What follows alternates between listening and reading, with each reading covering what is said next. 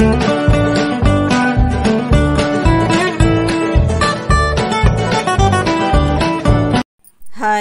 Hello friends, అందరికీ నమస్కారం అండి. అందరూ ఏం చేస్తున్నారు? లంచ్కి ప్రిపేర్ చేస్తూ ఉన్నారు అందరూ కూడా. నేనైతే ఈరోజు మార్నింగ్ అంటే నిన్నటి వ్లాగ్ అండి ఇది. నిన్న ధనమ్మ రాలేదండి. ధనమ్మ డుమ్మా కొట్టేశారు. 1వ తారీఖు కదా, పెన్షన్కి వెళ్తానని చెప్పి రాలేదు. ఇంక ఉదయాన్నే లేచి క్లీనింగ్ పెట్టుకున్నానండి.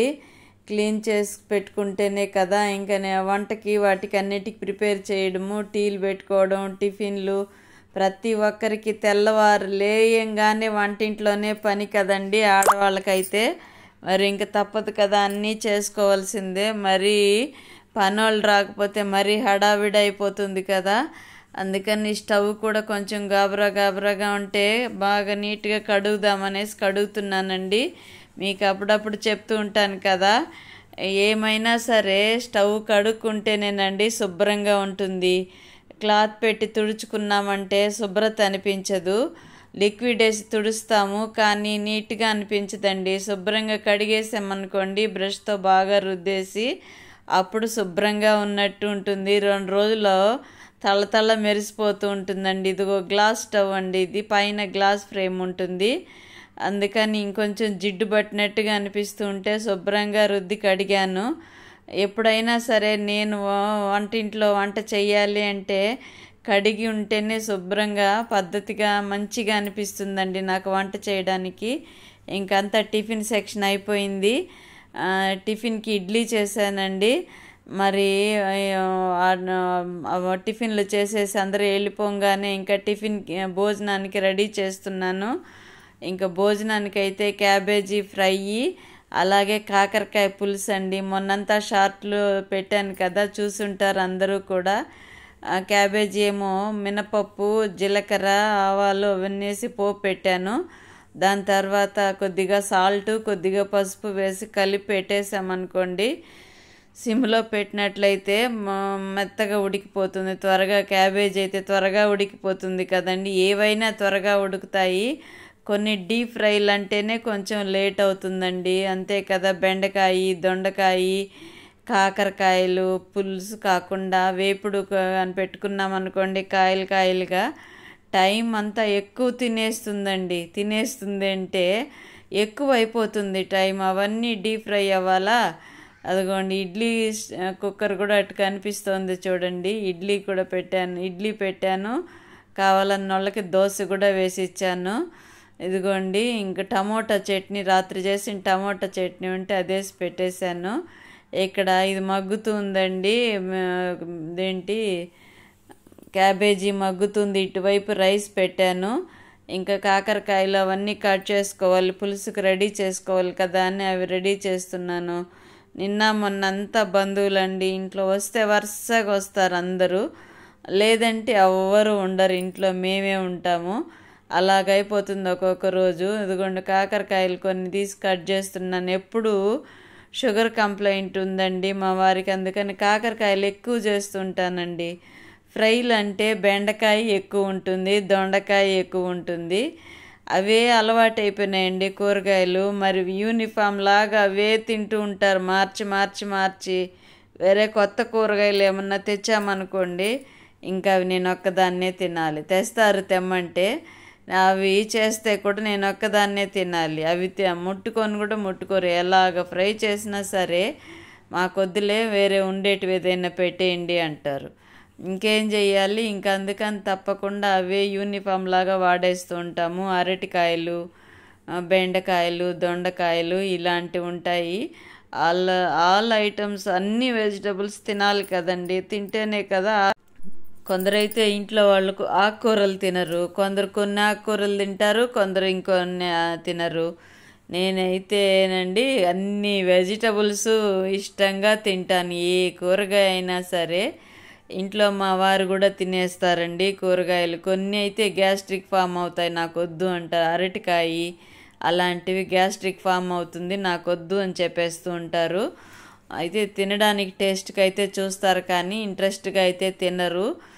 నేనైతే అన్నీ వెజిటబుల్స్ అన్నీ తింటానండి ఇష్టంగా. రైస్ కంటే ఎక్కువగా వెజిటబుల్స్ తింటూ ఉంటాను నేను.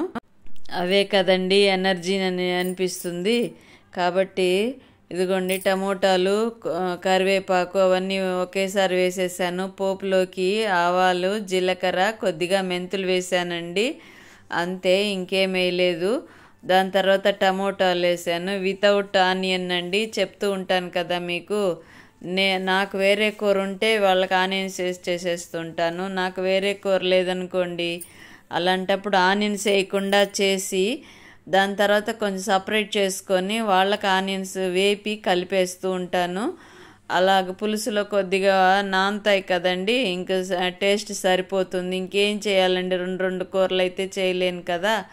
ఒక్కొక్క రోజు ఓపిక ఉండదండి, ఒక్కొక్క రోజు ఓపిక ఉన్నప్పుడు చేసుకుంటాను. నాకు సపరేట్గా వితౌట్ ఆనియన్ వేసుకొని వాళ్ళకి ఆనియన్ చేసేస్తూ ఉంటాను. మీరైతే ఏం చేస్తున్నారు నాకు తప్పకుండా కామెంట్లో కామెంట్ చేయండి ప్లీజ్ ఫ్రెండ్స్. మీరు చూస్తున్నారు కానీ లైక్ కొట్టడం మాత్రం మర్చిపోకండి ప్లీజ్. చూసిన వాళ్ళు మర్చిపోయి కూడా ఒక్కొక్కసారి లైక్ కొట్టరు. అలా కాకుండా లైక్ కొట్టండి ప్లీజ్ ఫ్రెండ్స్. చూసేవాళ్ళు నేనేం చేస్తున్నాను, లేదంటే నేను ఏదైనా తప్పులు చేసినా నాకు చెప్పండి, నేను సరిదిద్దుకుంటాను. పెద్ద ఆమె కదా, ఆమెకు చెప్పడం ఏంటి అనే ఆలోచన కూడా వద్దండి. నేను ఎవరు చిన్న పిల్లలు చెప్పినా మంచి అలవాటు, మంచి మాటలు అంటే తప్పకుండా విని ఆలోచించి నాకు మంచివి అనిపించినవి ఆచరణలోకి తీసుకొస్తానండి. నాకు గొప్పతనం, అహంకారం అంటే ఆమెడ దూరంలో ఉంటాను. అహంకారం అనేది మనుషుల్ని ఎదుగుదలను ఆపేస్తుందండి, విశేషతల నుండి మనల్ని వంచితం చేస్తుంది. ఏదైనా సరే, చిన్నవాళ్ళైనా పెద్దవాళ్ళైనా ఎవరైనా సరే వాళ్ళలో ఉండే విశేషతల్ని మనం తీసుకోవాలి, తప్పదు. మనం మంచిగా తయారు కావాలి అంటే ఎదుటి వాళ్ళలోని విశేషతల్ని కూడా మనం గౌరవం ఇవ్వగలిగినప్పుడే మనం జీవితంలో ధారణలోకి తీసుకొస్తాం. వాళ్ళేంటి నాకు చెప్పేది అని అనుకున్నామంటే అహంకారానికి పోయి ఏదో ఒక రోజు కింద పడిపోతూ ఉంటాము. అది చాలా పొరపాటు అండి అలా చేయడం కూడా. అది మన అహంకారంతో మనల్ని దిగజార్చే విధంగా చేసేస్తుంది, ఎదుటి వాళ్ళని గాయపరిచే విధంగా తయారైపోతుంది మన అహంకారము. అహంకారం గురించి ఎన్నో పాయింట్స్ ఉన్నాయండి. అహంకారులు ఎప్పుడూ కూడా ఎదుటి వాళ్ళు చెప్పేదాన్ని వినడానికి ఇంట్రెస్ట్ చూపించరండి. అహంకారానికి మొదటి మెట్టది. అహంకారం ఉన్న వాళ్ళు ఎవరైనా సరే ఎదుటి వాళ్ళు చెప్పిన మంచి విషయాలు కూడా వాళ్ళ మైండ్లోకి వెళ్తాయి, ఆచరణలోకి తీసుకొని రాలేరు.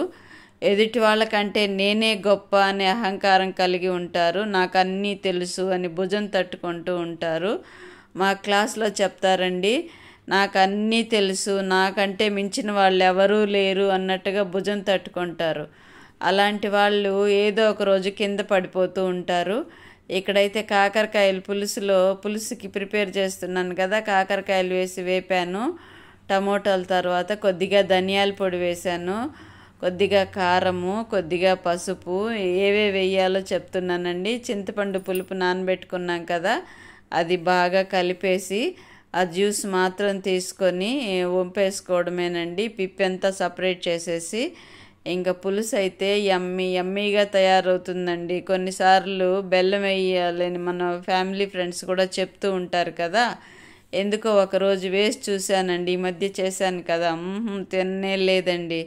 టేస్ట్ బాగా కనుక్కునేస్తారు ఇంట్లో వాళ్ళు. ఏం చెయ్యాలండి, తప్పదు కదా, వాళ్ళకి నచ్చినట్టు చేసి పెడితేనే వాళ్ళు తృప్తిగా తింటారు. ఇదిగోండి పులుసు అలా తయారైంది. క్యాబేజీ ఫ్రై కూడా చూడండి, కలర్ఫుల్గా ఉన్నాయి కదా రెండు. నచ్చినట్లయితే లైక్, షేర్, సబ్స్క్రైబ్.